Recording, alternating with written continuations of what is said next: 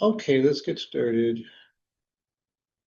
I thought I'd go over the exam quickly before we go ahead. So yeah, most people did well, a couple of people not so good.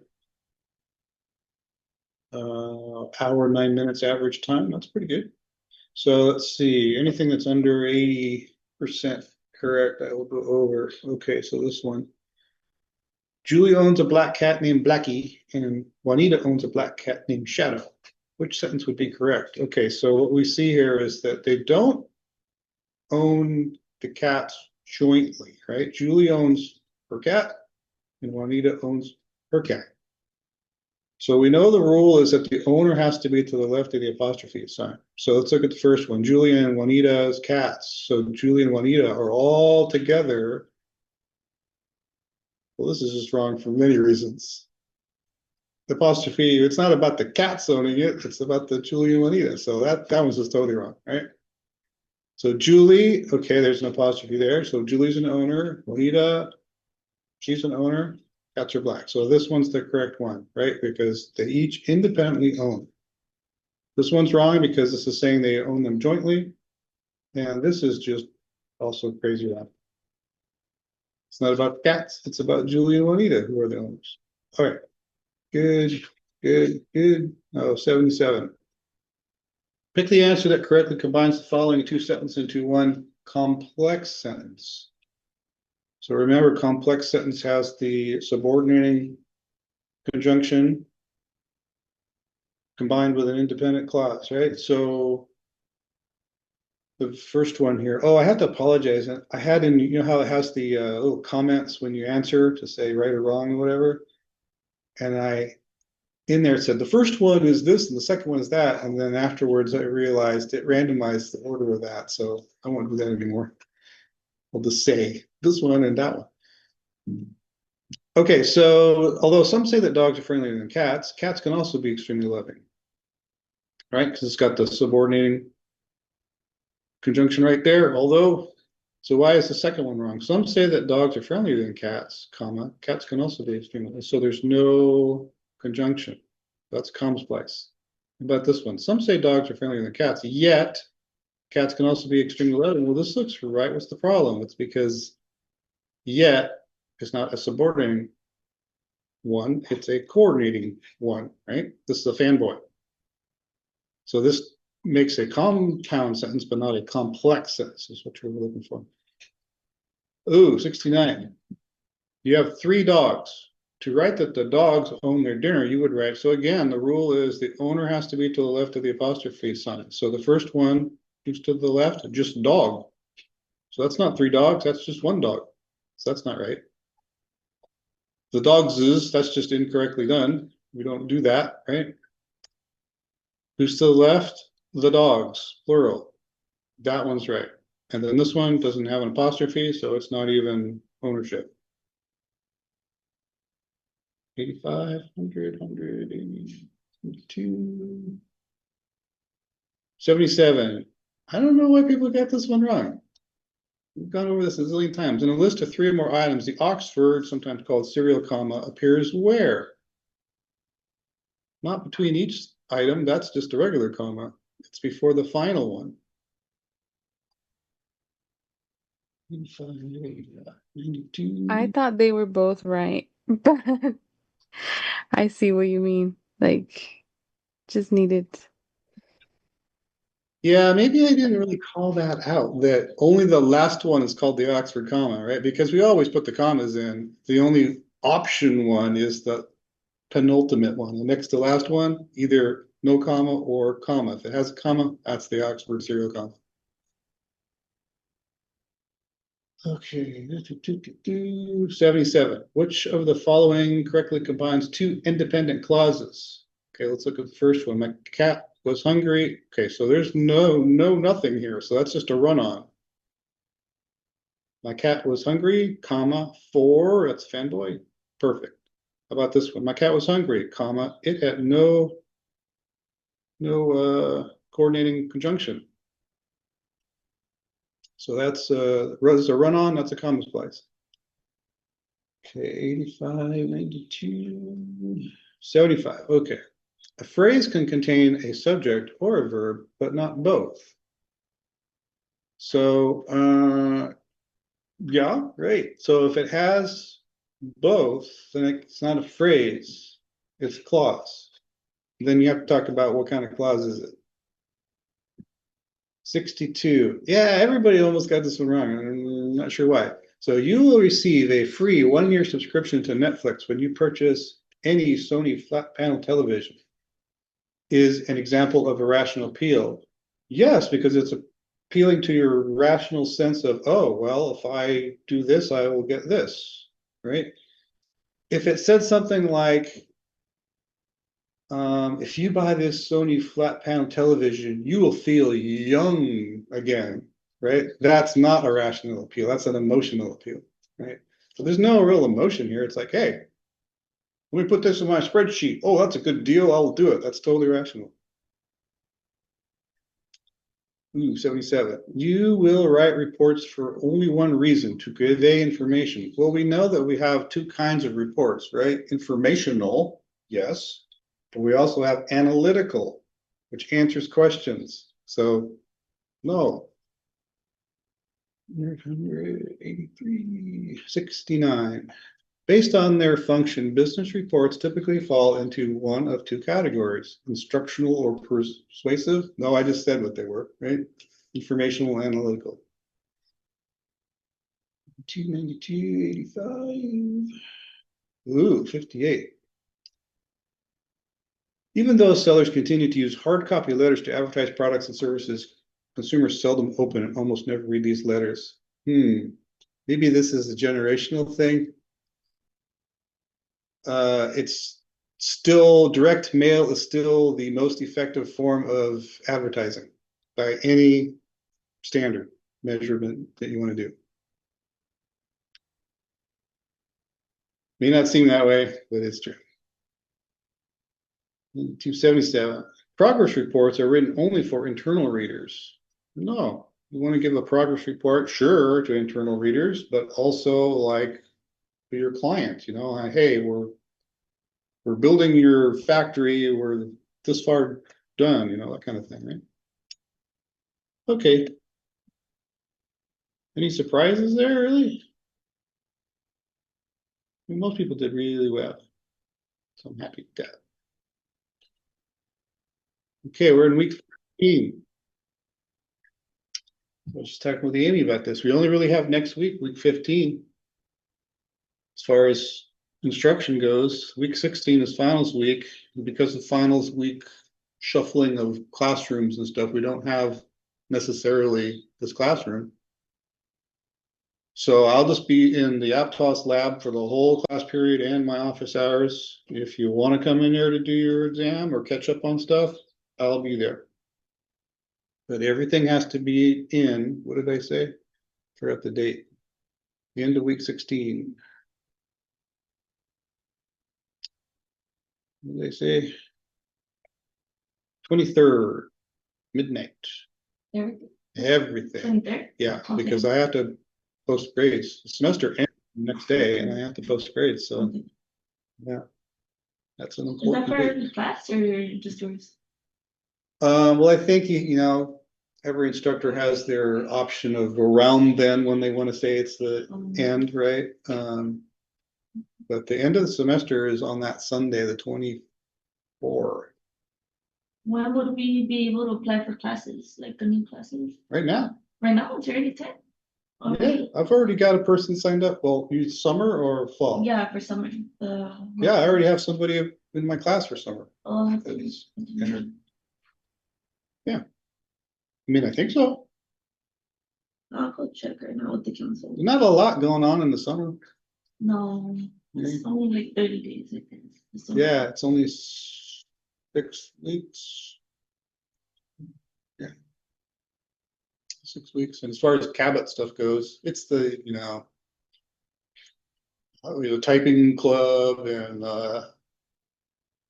what am I doing? I'm doing 2 of them. How to sign up, or how to, use email and simple stuff. You guys already got that done. Okay.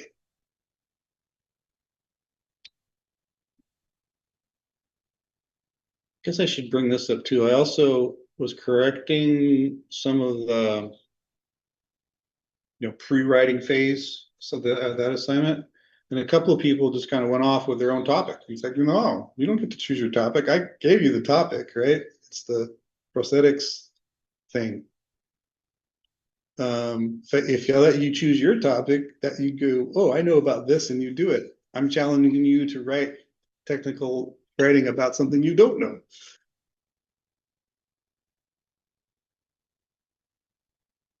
All right, so week 14, what we're going to do in this week is we're going to do bibliography and citations mostly. And then this is where you do the drafting phase of your final project. And then for the grammar, we're going to look at how to use quotation marks correctly. And That Abraham Lincoln's supposed to be like a joke, right? Like about the I know, I just got that one too. I'm like, wait, he wasn't alive for the internet? That's funny. exactly. yeah. That was a meme that was going around a while ago. Okay, citations. So remember, like the very beginning of class, we talked about this. Information on the internet can be suspect. When you read something on the internet, or really any place, you should always ask yourself, says who? You need to try and get to the source of the material, find out if it's real or not. And hence the joke here about Abraham Lincoln. So, the other day I was talking about peer-reviewed journals. I don't know if you remember that, but it's like to get your journal article published, it has to go through a process where it gets reviewed by peers. And the same is kind of true with experiments. You probably know this, but if someone claims they've accomplished, fusion at room temperature is a good example that happened recently. And they write up their thing and they publish it in a journal. Well, that's fine, but until other groups independently are able to replicate your results with your same apparatus and method, you got nothing, right? And that's exactly what happened with the cold fusion thing. Other scientists tried to recreate it and they're like, this doesn't work. So that guy will swallow it. Okay, so what I'm doing is making an analogy here between, the science experiment validation and writing validation. So for writing, you could think of it as the same kind of thing, where the methods of the experiment are your logical reasoning in your writing, and the apparatus is all that source material that you use to create it. So in others to validate your ideas, it's critical that you supply them with that source material. And we do that in the form of bibliography and citations. So I'm using the word bibliography, but it can also be called references, sources, works cited, depending on the format of citation that you're using. So if you don't already know, bibliography is a list of the source materials used to construct the document. Using that information, the reader can figure out says who. And this covers not just books, websites, videos, journals, everything. So that's the bibliography, and you usually put that at the end, right, of your document. And then to be completely formal throughout your document, wherever you reference something that you got out of one of those sources, you're supposed to put a little mark there, and we'll see what that looks like. And those are called the citations. So the bibliography is mandatory. You have to show your sources. The citations, those are really used for extremely, I would say extremely formal, just formal reports, formal white papers. So it's kind of up to you to decide if you want to do the citations or not, but you definitely need the bibliography. Okay, what about the different styles? There's all kinds of different styles, and they're very strict about these styles. You can't just do your own thing. And all these rules they have about how to do this has to be followed. And if you're trying to write a paper that's going to get published in a journal, if it doesn't use the style that they want and use the style correctly, it will be rejected. So there are many, but the top ones are right here. So there's the APA, MLA, Chicago, IEEE, and the AMA, and a whole bunch of other ones too. And each of those styles, they have kind of the area where they're used. So APA is used in things that are, writing about education, psychology, sciences, nursing and health sciences, but we also have the AMA, so I'll get to that one too. MLA is like English classes, humanities, literature. So for business writing, not so much using MLA. The Chicago is for history, business, and fine arts. Again, we're probably not going to use that one. IEEE, engineering, computer science. Yes, we're going to be using that one. And the AMA is more in the medical journals, stuff like that. So for business writing, I guess you could say we would see APA, IEEE, and AMA. Probably not so much the other ones. So just a quick little idea of the different ones. So APA came out of the Psychology Association, originally designed for that, but also today used in other disciplines, like I mentioned. So in the bibliography, this is kind of what it looks like. So like, in this case, this is a dual author. So you have the author's names, the date of publication, the name of the periodical article, where it was published, what pages. And then this little thing here, this is a digital object identifier. I'm going to talk about that a little bit. So that's in the bibliography. And then in your text, if you want to put in a citation, it would look like this. So you'd say something, and if you wanted to mark that I got this information from this source, you do the parentheses and then the author's names and date of publication. MLA, kind of similar, but they're all different in their tiny little ways, right? And again, they're very strict about this. So name of the author, name of the article. This time it's in quotes though. Where it was published, year, pages, and another one of those digital object identifiers. And then in the text, when you want to do the citation, it's kind of similar to this one, right? You just do this and the name and what page. Here's what the Chicago one looks like.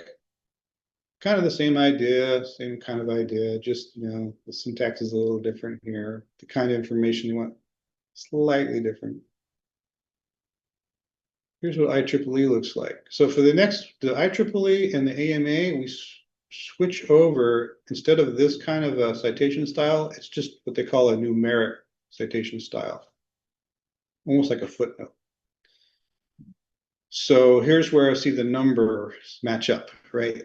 If this is for a 7, if it was for the 1, there'd be a little 1 there, and then oh, it's this one, number 1. It's similar kind of thing. Author's names, name of the article, where it was published, when, what dates, and another one of these DOI things. And so, yeah, AMA is similar in that it's a numeric style. Thank you. See, they do it a little bit different. They do it like a superscript. Okay, and still, yet again, things are slightly different as far as syntax, quotation marks, whatever. So if you go to the Cabrillo Library website, right at the very first page, there's a button right there, citation guides. If you want more info on any of these things, just click there. And it will bring up this page, and you can select which style you're interested in, and it will tell you how to do it. So as you saw, there's a bunch of information, for each one of those sources. We call that the metadata. And depending on what kind of a thing you're putting in there, whether it's like a video, a website, a journal, a book, the items of metadata are different. So that's another thing you have to understand. It's like, oh, for this style, for a journal, they want this metadata. And yeah, we can get sources from all kinds of places. So you need to take all that together, and somehow you need to create this bibliography thing that you're going to put at the end of your paper. But as you can see, we have all these different styles, and they're very uptight about all the syntax of those styles and the citation style. And knowing which metadata is correct for the source that you're getting it from is complicated and difficult. So like, for example, in the MLA handbook, there's 100 pages devoted to all of this stuff. It's crazy. So yeah, I mean, you can do this all by hand, and that's what we used to do in the old days. It's the hard way, right? We now have generators that can make this much easier for us, and we're going to look at some of these. So there's some apps that you can download onto your computer if you want to, that will help you to automatically generate these. Here's a couple.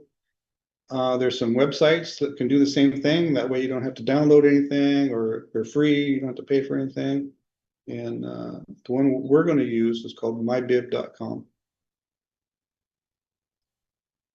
So I do want to mention that Microsoft Word has a built-in bibliography and citation tool, but it's pretty awful. I gotta just say, there's certain things about Word that's like, oh, that's cool, that's great, they did that really well. And there's certain parts of Word that are like, really, that's the best you could do? And this is a case of the latter. It's like they haven't updated it in a zillion years. You have to put in all the data by hand. So the version I have versus the version that you have, actually, they're starting to get the clue, I guess, and they support these third-party generators, but the way it's integrated is poor, and it's just hard to use. And they put all of your source items into just one giant list in your like dot file, right? For all the papers you may have ever written on that computer using that Word, they're all going to be in this one giant file. It's just hard to manage. So, I mean, you can use it if you want to, but I'm going to show you easier ways. Okay? So like, yeah, here's the picture of Word. And yeah, this thing here, change provider, you won't see in your 2019, but in 365, they've added this thing. But you still have to put all these things in by hand, right? You have to find all these things. So like on the cover sheet, inside cover sheet of the book, whatever, you have to type all this stuff in. It's a big pain. But at least it will format, after you have this metadata in there, at least it will format them correctly for use. And you can pick the style you want, and it will switch around to do that style. Like I said, we're going to use this MyBib thing. And it's just a website that you can go to. You can make an account if you want to. That way it will remember all of your different bibliographies for you. So that's kind of handy. But you don't have to. You can just go in there, do your thing, get it, get out. You certainly don't have to pay for anything. So what makes this easier? Well, you don't need to get all that metadata out. All you need is, like, if it's a book, all you need is the ISBN number of the book. You put that in, and it goes out to some database, it looks it up, and it gets all the metadata for it, puts it into your bibliography. If you select what style you want, it formats it correctly. So for a book, it's ISBN. For a website or a video, you just put in the URL, and it will find the metadata. For journals and periodicals, you can do a bunch of these different things. If it goes out and it finds the info and there's something missing, it will let you know. It'll say, like, author's last name not here, so it gives you a chance to put that in by hand. So it supports all the different styles and then some. So what style are we going to use? Well, hey, I'm an IEEE senior member, so we're going to use IEEE style. But you should check to see if there's some recommended citation style that you're supposed to use when you do your writing. And like I mentioned, IEEE, like the AMA, uses a simple number and bracket citation format. It's just numerical. Okay, so if you go to this site, and I have the site up here someplace. Here it is. Getting all this on my screen at once is going to be a challenge.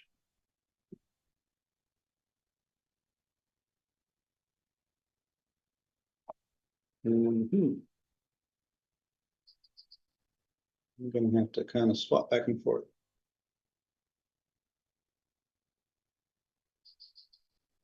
Okay, so you just go to mybib.com and you get this screen. And if you want to follow along, you can. If you got enough screen real estate to do so, that's probably not true. So you just start in, you go, okay, I need a new citation, you click new citation, right? And it brings up this little thing. And you pick, oh, before you do that, although you can do this at any time, you want to pick which style. So look at all these styles. So we're going to do IEEE style.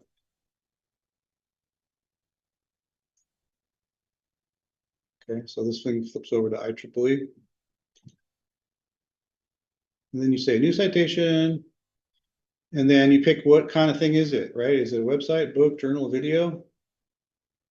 So we're going to do a book for an example, right? Oh. And this is, you just put in the ISBN. And then you click the little search button. So it's for an example. I need to zoom this up. Zoom this up. So you just look at your book and you find the ISBN. So here it's 978035771497.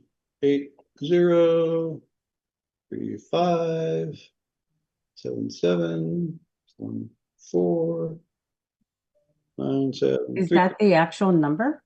That's the actual number. You can find that on your book if you look right now. I left it in the car. Yeah, it's not important. So you click the search button, like I say here, and here, yep, comes up. And I might find a couple of different hits on this, right? Sometimes they don't have it exactly right. But that's our book, right? So you pick it. And look, it's filled out all that metadata for you. It knows the date, published, author's name, all that stuff. I didn't have to enter anything except for that one number. Super easy. And I will mention, if you're in the computer labs, we have the scanners. You don't even have to type the number in. You can come up and ask us, hey, can you, bzz, bzz, bzz, bzz, and the numbers just go in. Okay. So yeah, we put in the number, clicked on the result. Looks good. So if everything looks good, you just click save. Nope. I want to save. Is it better to create an account and just have it there, or does it matter? Because it doesn't cost anything, and then you can come back to it. Like if you made a mistake or you added some more, come back to it. It's all sitting right there. It'll just be over here. Great projects. No, yeah. You can have a project. So this is what I was saying, like in Word, it just puts everything in one giant thing. Well, here you create a project for each thing you want, right? And they're separated from each other. Okay, so it's as simple as that. Now that's a lot easier than typing all that junk in, right? So let's do some more. You see there, they put the entry in, right? That's the beginning of our citations, number 1. So we're going to do another one. We're going to do a website. Can you write the number on the board? Would that be okay with you? The ISBN for the book. Yes, please. You know what? It's actually in our assignment coming up. Oh, okay. So let's just defer until we get to the assignment. I've given you a bunch of ISBN numbers in the assignment. Oh, you assigned, okay. Yeah. Oh, wow. So it's the same process for other things. I'm just showing you, like, you know, for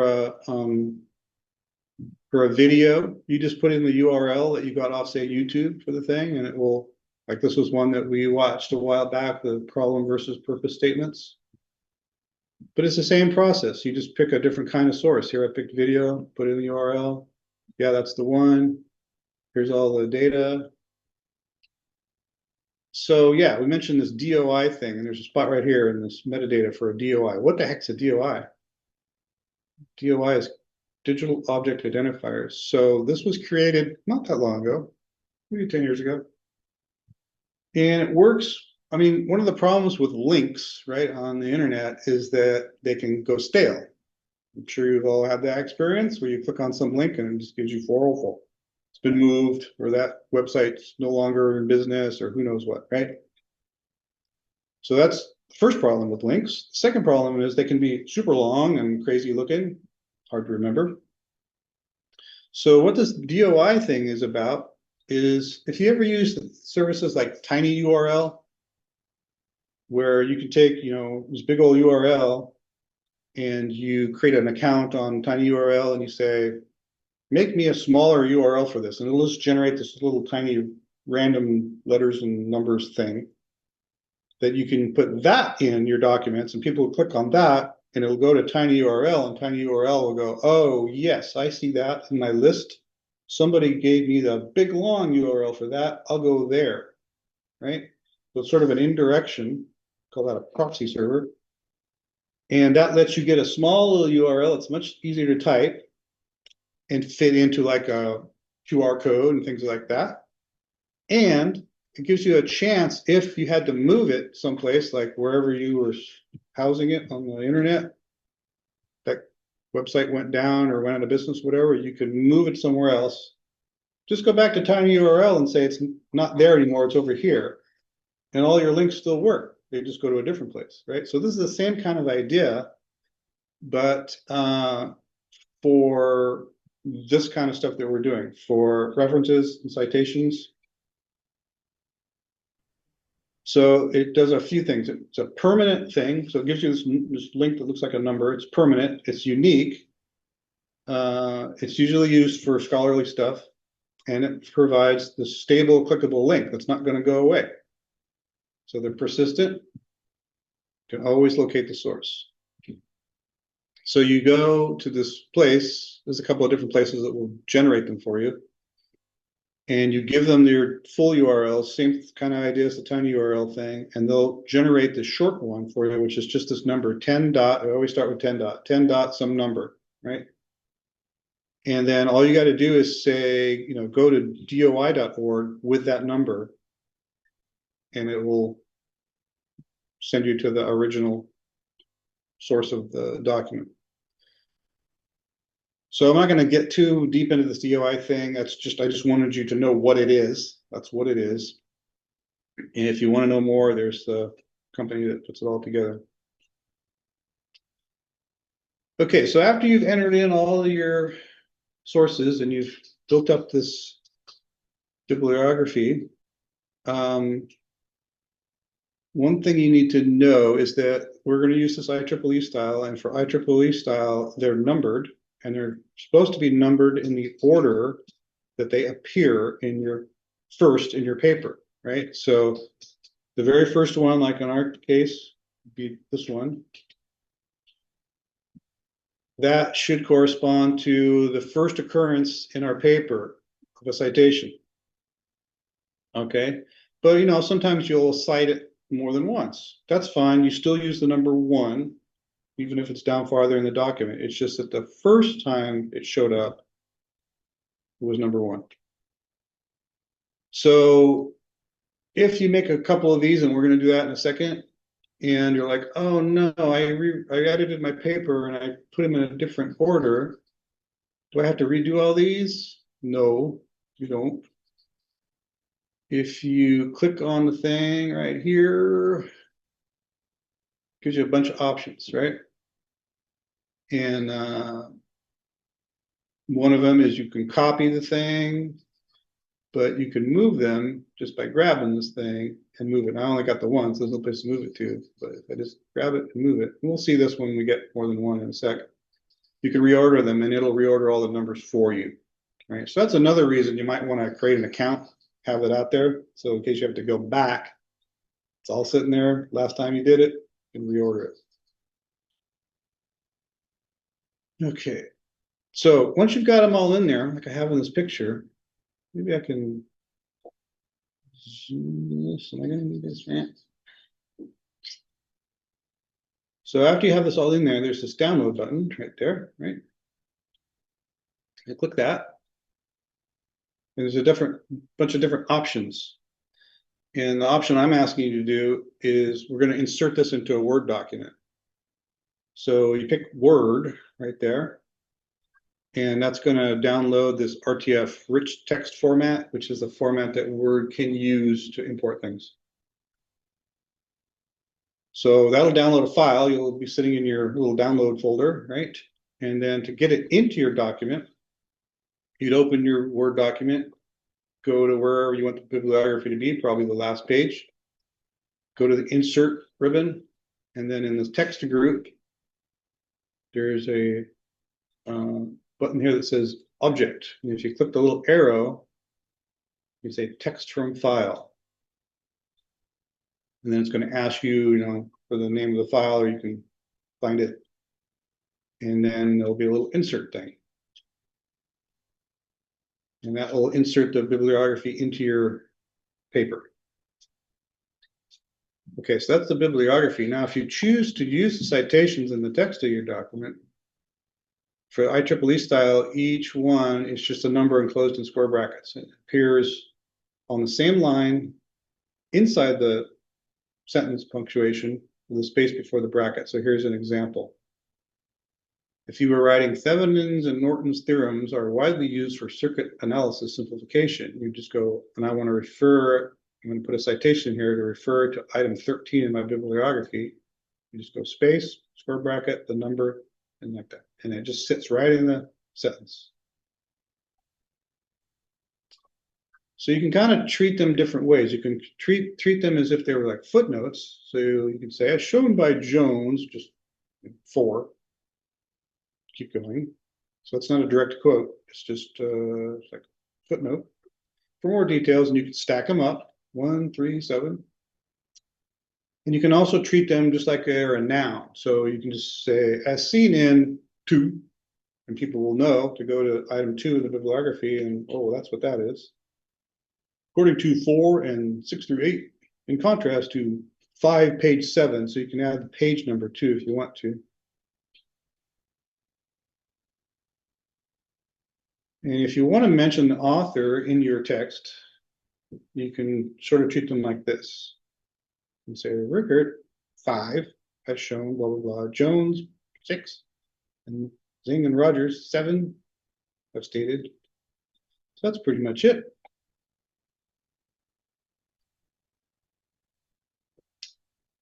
So we won't do this whole thing in class, but we can certainly get sort of started here. Okay, so Alicia, you were asking for the numbers. So yeah, here's a bunch of numbers. I saw it, but these are the ones we're going to work on. Yeah, so to do this assignment, right? So what this assignment is you're going to use this tool to create bibliography from these things that I'm giving you here. Right? There's a bunch of book ISBNs, some video URLs, some regular page URLs, and a journal thing. So just some different types. So you'll use the tool, the mybib.com, put all these things in, it'll generate your bibliography for you. And then you'll do the download thing, make a blank Word document and insert it as I described, right? And then the last thing is above that, just, make some fake sentences, whatever you want to say, just to show me how you do a citation. Are we doing this right now? Or I don't know. I guess we could. It's going to take a little while. no, I was just curious because I wasn't sure. Let's kind of do a couple. All right. What section is this, or what assignment is this one? This is so we're in module 14, and this is the first assignment right after the lecture. Oh, okay. Okay, thank you. Patience.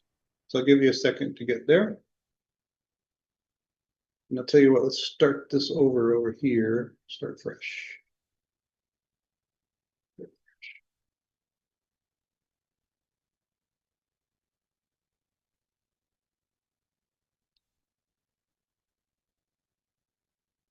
Yeah, so you're gonna have to kind of juggle your screen here, or just follow along for now. It'll be in the video later. You can go back and review it, or just follow the directions in the text. That's why I was a little, Okay, we're in week 14, not 15. we are in 14. Okay, okay. Thank you.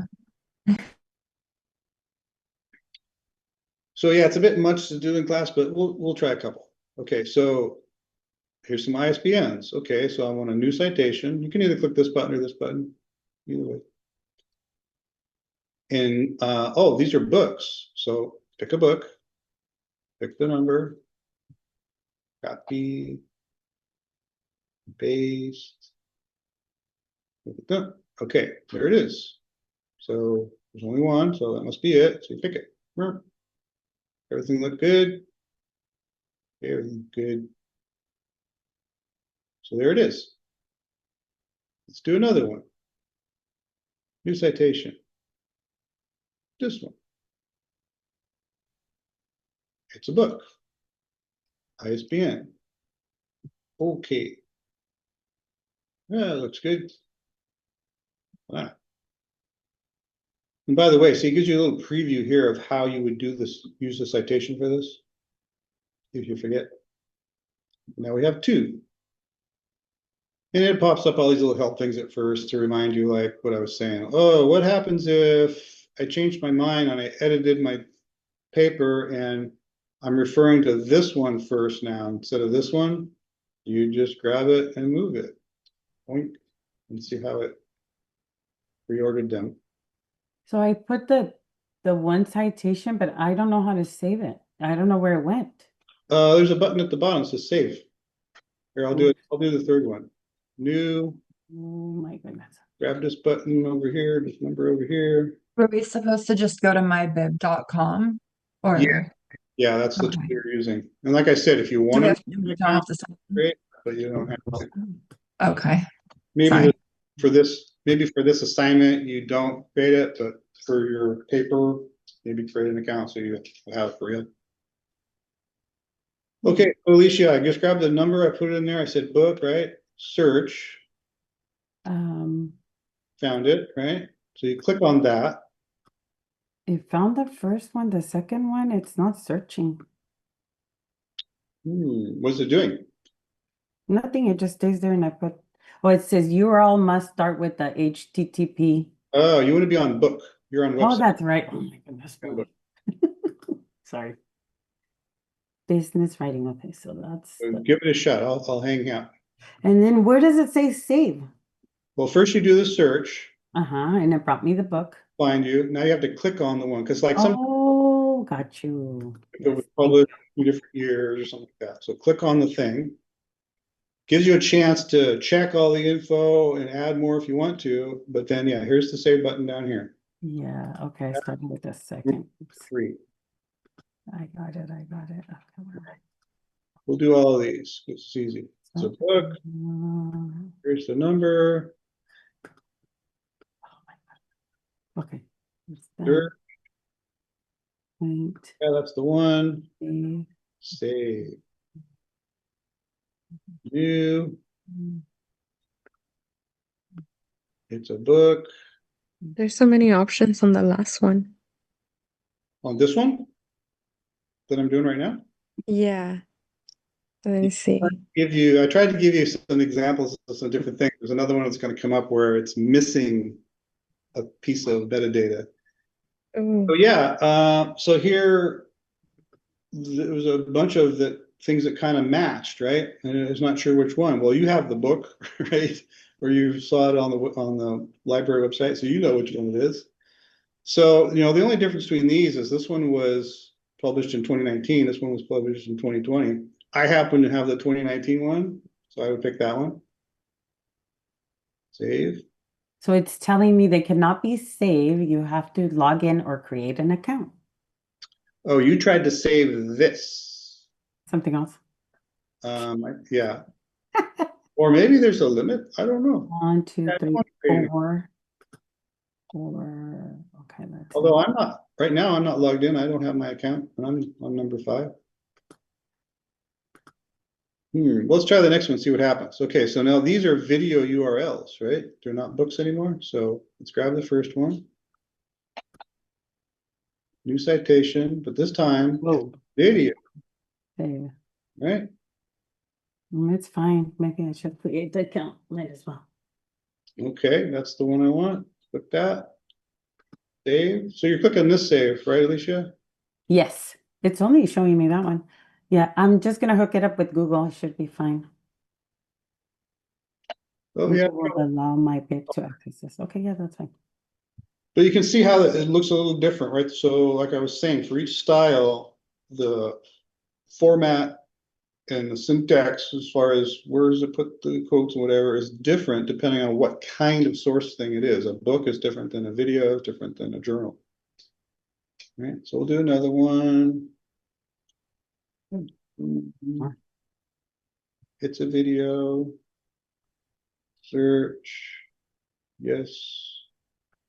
So this one is saying, hey, look, I went and I found the info, but there was no author for it. Do you want to enter that? Or just say, no, it doesn't have an author. So you have your option. So if I say, yes, it does, it says, okay, put it in, I'll add it for you. You'd have to know who it is somehow, right? Or you can say, no, it's fine. Just leave it as it is, right?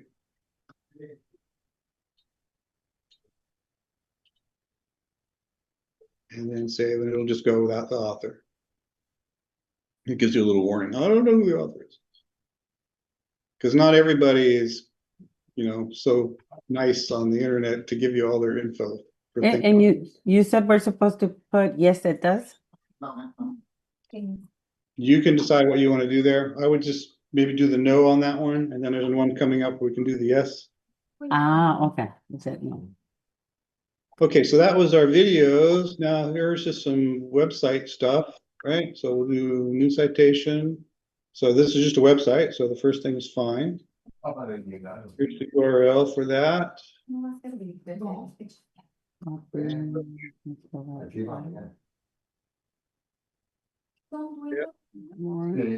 Save. And we'll do our last one here. Now this one's going to be a little bit tricky. It's a website. Search. so it's 4 websites on the bottom? There's 3 websites that I'm looking at here, right, in this section. I think I did 3 of pretty much everything. Oh, 3. Yeah, you're right. Okay, so same thing. This one said, hey, I tried to do this citation, but there's no author. So this time I want you to say, yeah, it has an author. And I told you who it is. Add Naval Postgraduate School as author, right? So you can just say probably last name. So should I go back and tell it that? Because I put no. Probably. Yes, let's do it. And if I need to delete it, then I'll do And it. I'll show you how to do that. So if you have one and you want to change it, come over to the 3 dots here, or this one. The 3 dots. Yes, it does. Oh, let's go to the one that it was. So it was this one. So you just click on it, and then for you, it would be blank because you said no. So you can just put it in here and then say save to update it. Right? Put it in there. April 12th. Okay. Give me 1 second.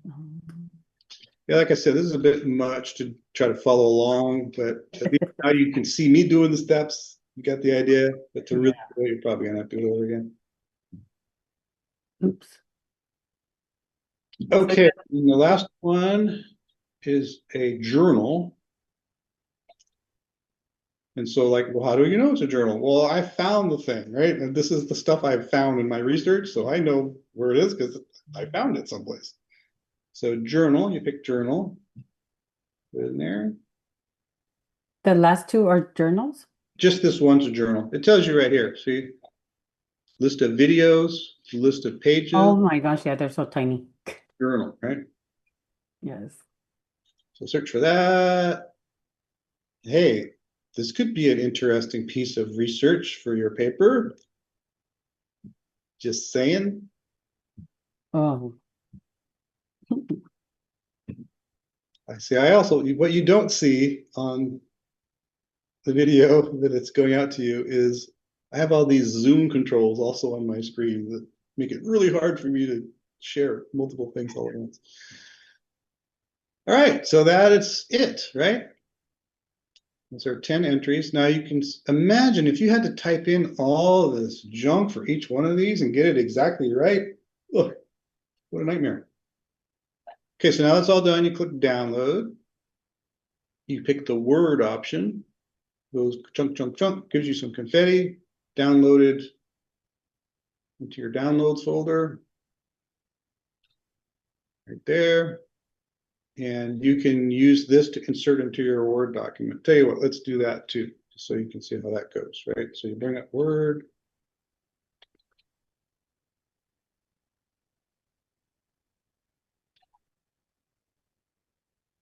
Oh my gosh. A blank page. And then somewhere I'm going to insert this, right? So you go to the insert ribbon. You go to this object thing, you click the little arrow, you say text from file. And then it was in our downloads, right? There it is. Insert. There it is. I'm gonna have to do it again because I actually downloaded it to my Mac It says we're excited. and I still haven't done the Word on it. But I, That's because you didn't pick IEEE as the Oh, style. Yeah. Okay. Yeah, not only for all the different styles, not only is all this stuff different, but what it's actually called is different. Each style is like, this should be called bibliographic, should be called works cited, whatever. So when you change style, we were supposed to be using IEEE styles. For example, if I changed it to, I don't know, MLA 9, see how it changed everything, Yeah. right? And when I downloaded it, it would change the name of the thing. So make sure you're on IEEE style. Match up with everything else. And this is another thing, if you make an account, it will remember that.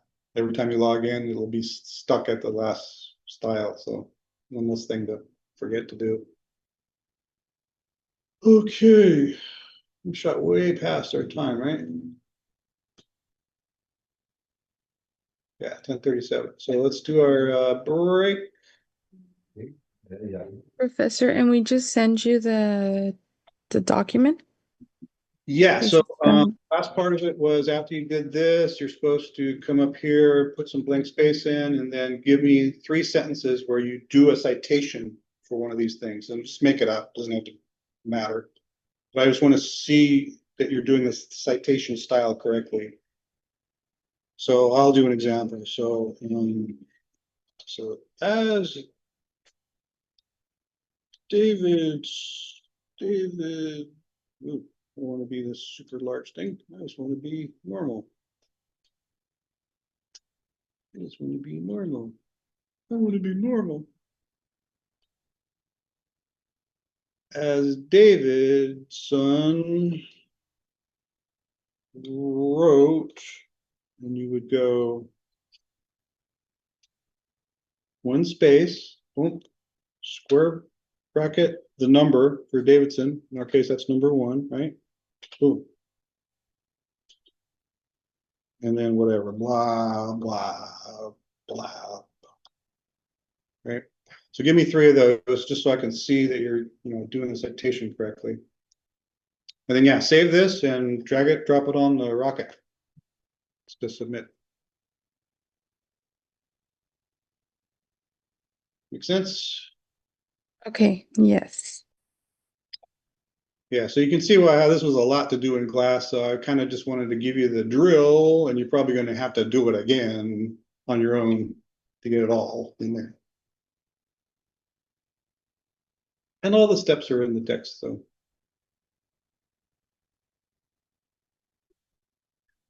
Okay, so we'll be back in now 8 minutes.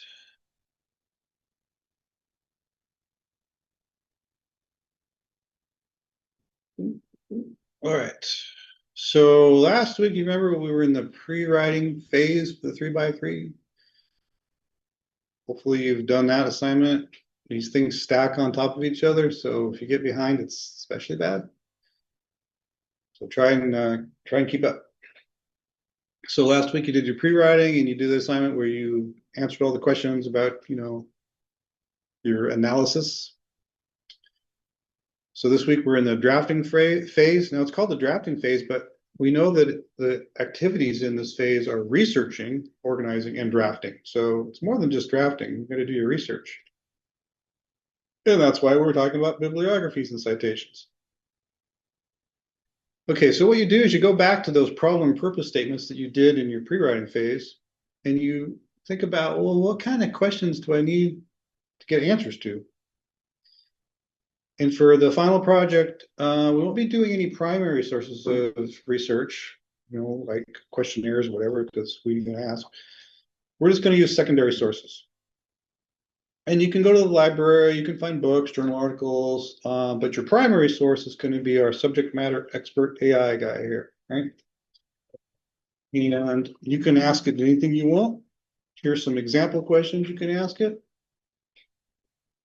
And it has been trained on these 3 pieces of information. Notice they're in IEEE bibliography format. And you can click on these 2 and just go and see the actual articles if you want to. Read the articles, might be a good idea. So you can use these. You can use our subject matter expert. Let's give that a try. So I'm going to pick this one. What is photogrammetry? Anybody already know what photogrammetry is? Ever heard of it? Something about a picture, photo. Yes. Yeah. So I'll go to my Nectar AI. Okay, my view is going to be a little different than your view.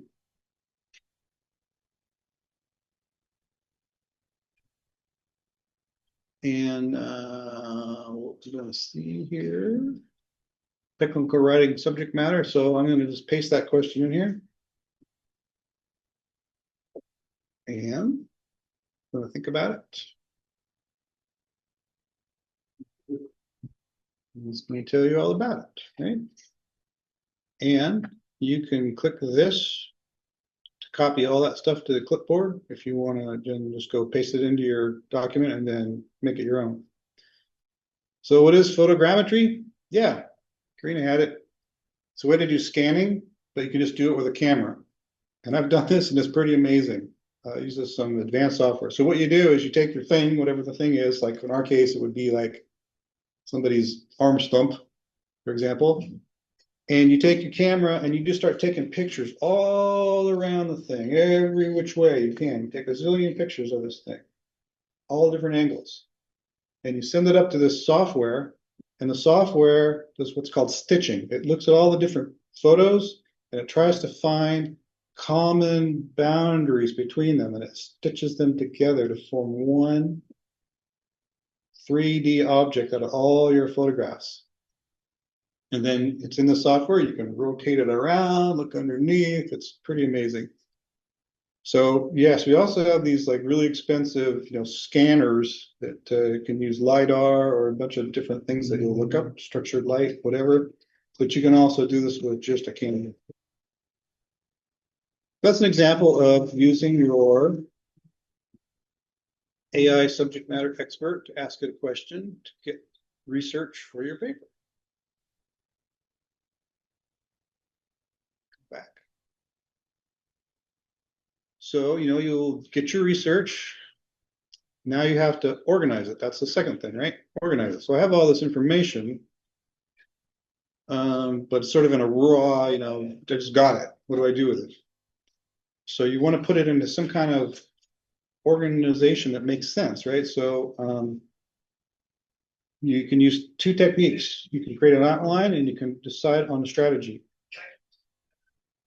I think we all know what an outline is, right? So like in Word, you can just start making your outline and put that in the order that makes sense, you think. So, practically every document, technical document, will have some kind of introductory material, a body, and some kind of concluding material. And remember that we're doing this technical white paper, and a white paper is a document that explains some specific technical problem and provides a proposed solution or technology. So because of that, because you're proposing a solution or technology, this is an analytical report, not just informational, right? So analytical reports usually contain an introduction, facts and findings, a conclusion, and recommendations. And then you can add more stuff depending on your outline based on any kind of points or subpoints that you come up with. So that's the outline thing. And then the other thing is your strategy. So your strategy is going to be either the direct or the indirect strategy, which we've been studying over and over. And you kind of ask yourself that question in the pre-writing phase, based on, the situation. Do you think you're going to use indirect or direct? There's no wrong answer. It's up to you to decide, but whatever you decide, that's what you're going to go with. So, if you're using the indirect strategy, you have to add the buffer paragraph and all that kind of stuff, right? So that's going to impact your outline. So when you're organizing the information into that outline, you might want to go back and look at the module that we talked about, how to construct a paragraph and dovetailing, how to make one paragraph flow to the next paragraph. And one of the things that said in there was you should organize that information such that each sentence in a paragraph dovetails with the next. And what that means is you put a piece of information from the end of the first sentence, the old stuff, at the beginning of the second sentence. So you kind of like, it's like a timeline as your sentences go down, your paragraph, right? And you want to try to have that timeline only going in one direction, right? So you want like, okay, here's information, next sentence. We're going to talk about that old information and we're going to introduce some new information. Next one, we're going to talk about that was new information is now the old information and so on, right? You're going to just kind of like build a chain. Okay, so that was the thing about old at the beginning, introduce new, and then we also had this concepts of coherence and cohesion. So back in this module, talked about that. You can use those ideas to decide how your paragraph should flow, how the information should flow. And you always go back to your problem and purpose statements to decide what things should be in that introduction, what things should be where. Okay, now that you've organized it, you've got an outline, got it in your mind, like even jot it down on paper. What order you think things should be in? Finally, we get to actually writing this thing. We're going to do the drafting. So this is where you start putting ideas down on paper. And the main idea here of this first draft is just to sketch out your ideas. So at this point, it's best just to get your ideas down on the paper, get into this flow state. Limit your distractions, no multitasking. Any of the little detail things like fixing your grammar, spelling, stuff like that, don't worry about that right now. That'll come in the revising phase. If you see something you're like obviously wrong, you make yourself a little note, like, oh, I'm using the wrong word here or something like that, but don't let it derail you. Try to get in that flow state where you're just getting your ideas down, right? Yeah, if you try to fix everything and get it perfect right now, that's just going to be distracting and it's going to hinder your development of your ideas. Like I said, many writers just kind of mark these problems. Oh, this got to go back here. Oh, I'm going to need a chart here, and just keep moving on. And the other thing to know is that you don't have to write it in the order of your outline. You can write it in any order you want. It'll end up in the order of your outline, but a lot of times it's like the introduction. I don't really know what to say in the introduction because I really don't know what I'm going to say in the body. And same with the conclusion. So skip it. Go right to the body. Start writing that part. Once you got that down, oh, now I know what I was saying. Now I can write my introduction. Right? So you don't have to do it in the order. Jump around. Whatever works. Okay, so yeah, this is an assignment. All I want you to do on this assignment is to create that outline. Right? Think of the outline as sort of the skeleton of your document. And then, after drafting, you're going to like put the flesh on the skeleton. And then another trick you can use is that though your outline titles can become the headings for your paragraphs. Right? So that's all I want. I don't want you to do the draft for this assignment. I want you to do the draft, hopefully this week, but just for this assignment, I just want your outline. Okay, so after you found out what information you're going to use, you've done your research, you created your outline, And this is just a draft, don't worry, you can change it once you start going and like, oh, I don't like that, I'm gonna replace it. That's fine. This is just a preliminary, I just wanna get an idea of what your outline is gonna look like. And it's just a text box assignment, so just put that draft outline into the text box and submit. Any questions on that?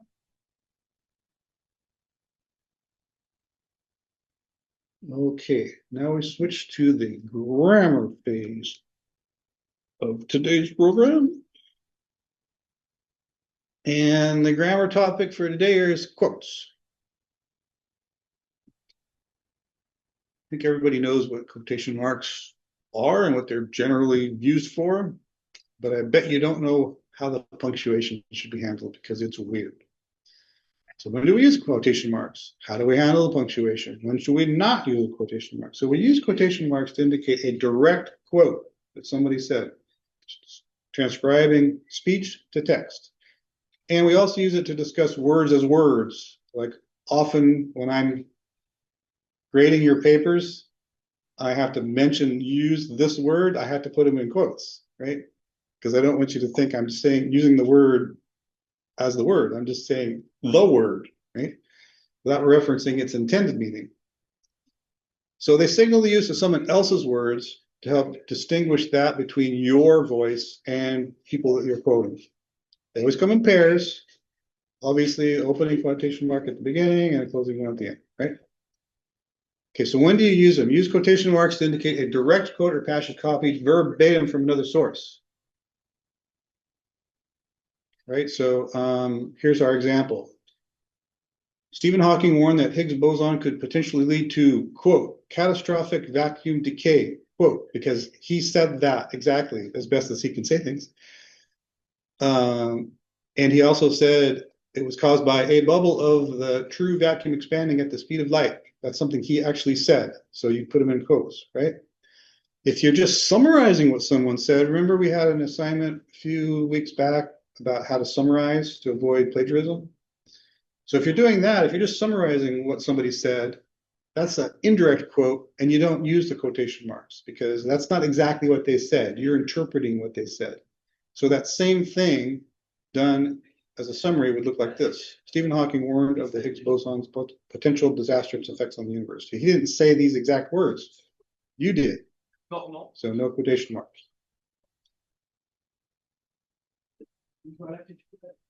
Use quotation marks to represent speech in written text, right? Like we mentioned. So if someone's saying something and you're trying to write down that they said that, quotation marks.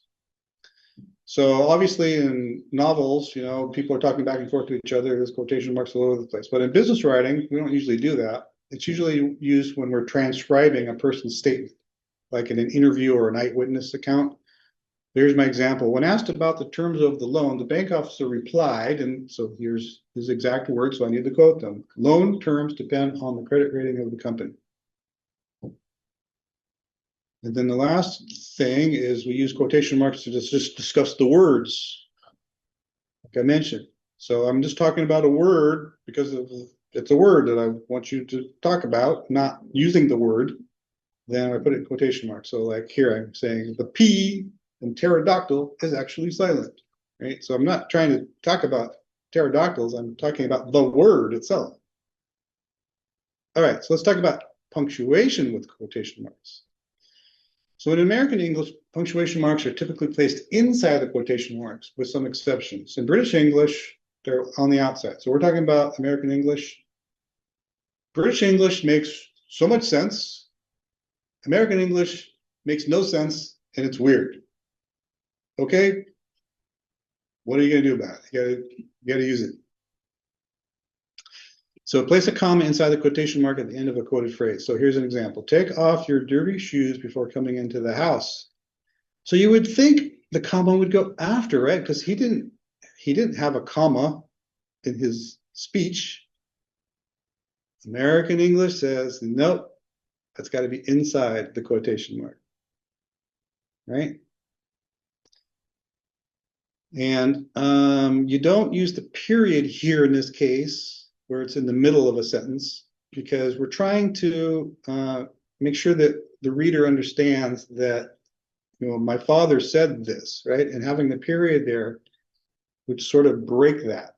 So we don't want to do this. We use that. Okay, so that's case one.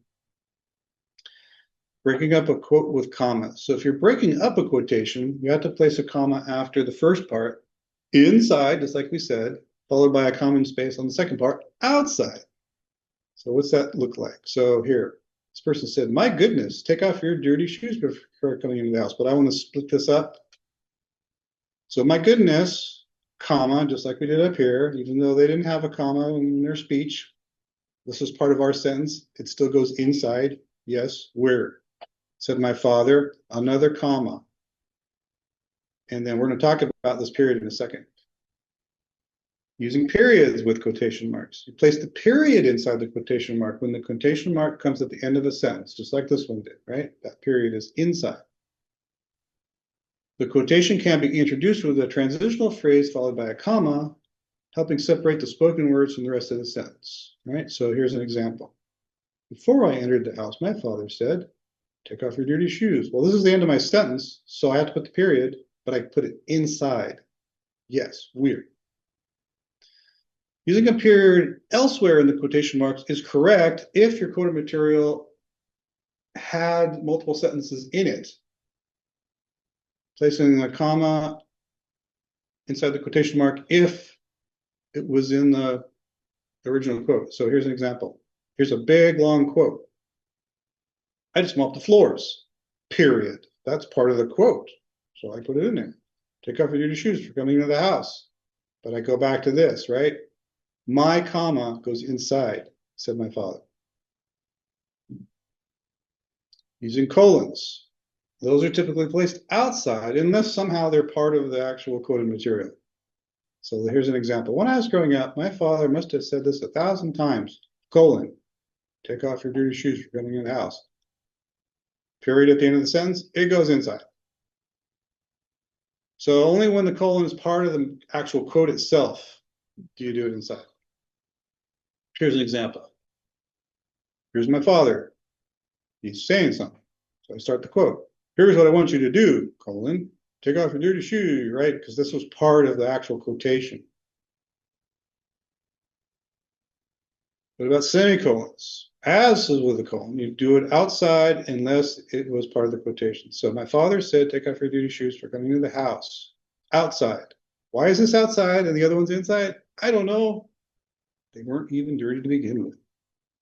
Here's the example where it was part of the quotation. Take off your filthy shoes before coming into the house. Helping keep the house clean is up to all of us, said my father. Okay, what about question marks and exclamation marks? Do they go inside or outside? It depends. So if the question mark or exclamation mark is part of the actual quote, it goes inside. She asked, will this be on the test? Well, she asked it. She's asking the question. It's part of the quotation. We won, shouted the coach to no one in particular. So that was part of the quotation. So we put it inside. But if it wasn't part of the quotation and it's still a question, like this example, did they just say free pizza? Well, you're asking the question. That wasn't the person who was doing the quote. So it goes outside. Same with exclamation. Yeah, they said free pizza. Free pizza didn't have the exclamation mark originally. We're adding it because that's what we're saying. Okay, capitalize the first letter of the quoted sentence. If you're quoting a complete sentence, capitalize the first letter of the first word just like a regular sentence. But what if you're placing the quotation mid-sentence, forming a syntactical part of the sentence? In that case, it begins with lowercase. So here's some examples. The letter opened with, we're quoting the opening sentence, right? And it started with a capital, so we do the capital, right? This is the end of the sentence. My period is here, but it goes inside. Okay, but here's the other example, right? Anne Frank reminded us that now here we're quoting, but we're not quoting her complete sentence. We're quoting some snippet from inside the sentence. So we don't capitalize. Right? That's what I'm saying. If you're not quoting a complete sentence, then you don't capitalize. Here's another example. Manager said the situation was under control. All right. So I'm going to give you 8 sentences here, and you need to edit them for correct quotation mark use. Let's do this. A question, Professor, Yeah. before we move on. Mhm. On that last one, when we are quoting mid sentences, Mhm. can we also add the 3 periods before, or is that The ellipsis. I don't know what that's called. Yeah. Dot, Dot dot dot. Yeah. Um, I don't think that would be the correct kind of punctuation in this particular case. What the ellipsis means is, and so on, I guess would be kind of the way to think of it. Like more to come and so on. So here, it doesn't seem like that's the right place for something like that, right? Okay, I see. So it would have to be like the end of the sentence, like more to come. Even that would seem awkward here. I guess I'd have to see an exact example of what you were wanting to say, what wanting to write, to know if I Would ellipsis yeah. thing. We don't cover ellipsis in the course. It's a little bit weird. Okay. Just Uh, wondering. maybe we could talk about it, separately. I have references for ellipsis, but I didn't cover it in the class because it's not used that often in business writing. And I have to kind of pick and choose. We just don't have enough weeks to go over every grammar thing. Too much, yeah. Okay, it's fine. Just wondering because I've seen people do it in when they quote things, but I wasn't sure if it's necessary or not. That's okay. I guess in my opinion, it would have to be a pretty particular context where the ellipsis was meant to be there, whether or not there was a quotation. Okay, so I'm in student view, so we're going to copy these sentences, going to put them in the text box. And then we're going to try and remember all these stupid rules. Let me make this bigger. This bigger. This bigger.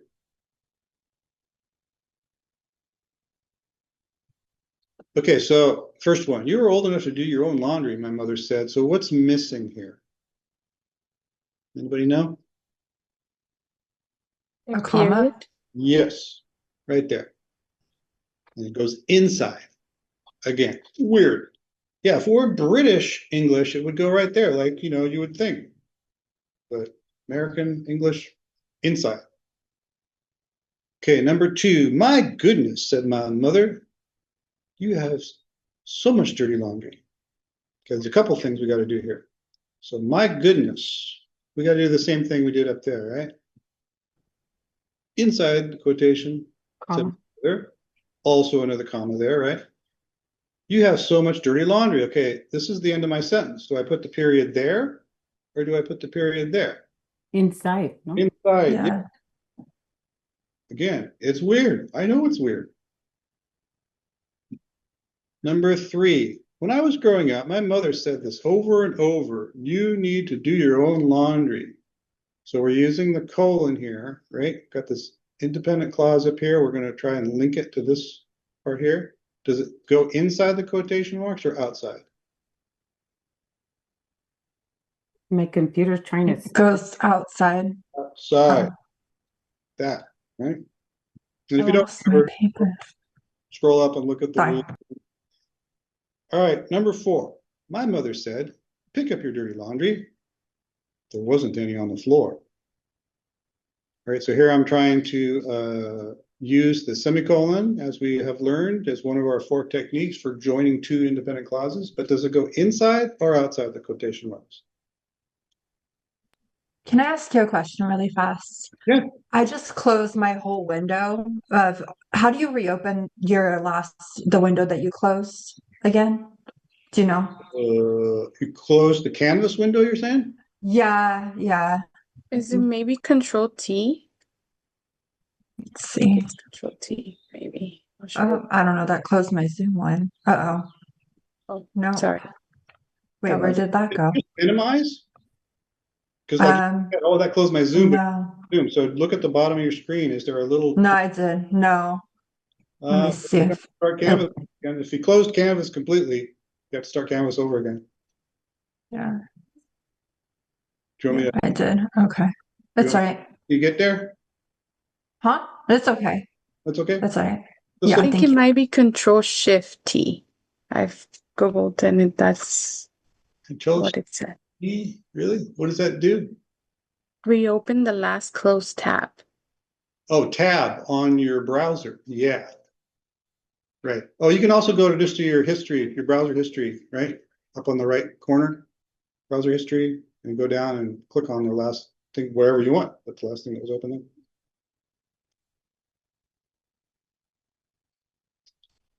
With the one you said on number 4, is the semicolon after Oh, dirty laundry? Is that the one we're in? Right. oh, yeah. Number 4. I got distracted. Boom. Were we on 4? I don't remember where we were. Round four. Yeah, okay. Anyway, so my mother said, pick up your dirty laundry.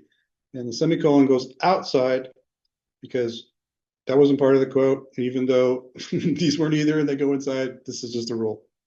Right? So that's what it should look like. Okay, number 5. She asked, when will you be doing your laundry? Okay, well, she asked the question, right? We're not asking the question. She asked the question. So where does the quotation or where does the question mark go? Inside? Inside. Yeah. Yes, inside, because she was the one asking. Number 6, you did your laundry, shouted my mother. Same kind of idea, right? She was doing exclamation, not me. As opposed to number 7, did your mother just say, I'll do your laundry? Now, I'm asking the question, right? So it does not go inside, it goes outside. Same with this one. Wow, your mother just said, I'll do your laundry. So I'm doing the exclamation, not the mother. So not part of the quote, it goes outside. Do we also need a comma after just said? Hmm. Like outside of the. The computer's trying to correct that. Does the computer say you do need it or you don't need it? I think it's saying that you need it. Yeah, autocorrect also says you need it. See, I didn't see that one. That one and the one on number 8 after mother just said. Yeah, that's one I just put in. Oh, so this one too. Did your mother just say, do I need a comma there? Is Word saying you need a comma there? Yeah. Well, this is not Word. This is in the Canvas. My Canvas doesn't do grammar correction, it just does spelling check. Oh, well, then it might be the computer then. Okay, anyways, that's what it is. So submit. Yeah, it also corrects my just say if I don't put a comma there. After. Yeah. For that. I guess that kind of makes sense, huh?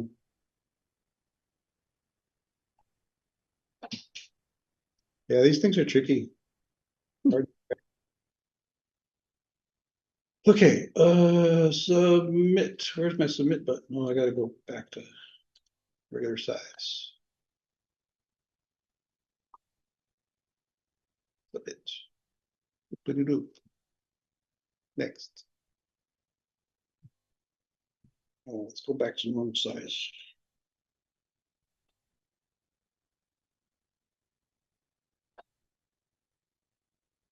Okay. So discussion for week 14. I'm just asking you, how do you go about finding information on the internet that you trust? How do you know if a website's credible? What techniques do you use?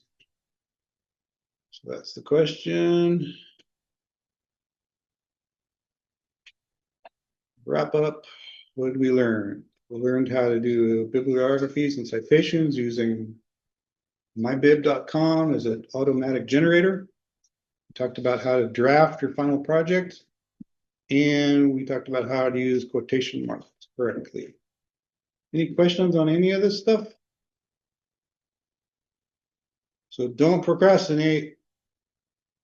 You need to be in the drafting phase of your paper right now. If you're not, we're going to run out of time. Next week, I got a whole bunch of things about how to organize your time, how to manage your time, how to time box things. I got all the stuff. Also about the panic you get when you look at the blank page and you just can't get words down on the page. Some techniques to break out of that cycle. So you said we have one more live class? That's right. Week 15, which I just talked about, we're going to do. And that has a small grammar thing about number formats, which we can do in class. So I'm not really giving you much in the way of assignments next week because I want you to work on your final paper. On top of your final paper that's due, we also have quiz 3 and exam 3. So quiz 3 starts next week. And if you haven't noticed by now, the quizzes are all just before the exam. It's sort of your exam study guide, right? So yeah, you got a lot going on. You got quiz 3, exam 3, final paper, and then any makeup of any assignments you haven't done.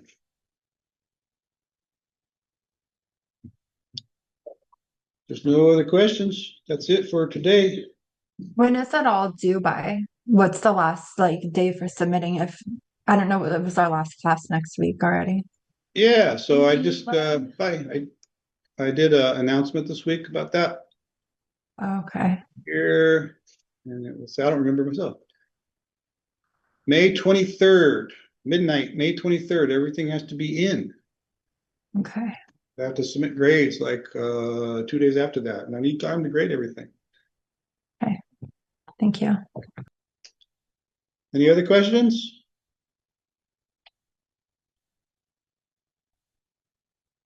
Okay, I'll be over in Aptos CTC if you want to come over there or zoom in. I'll talk to y'all later. Bye-bye. Adios. Arrivederci. Adios. Hi.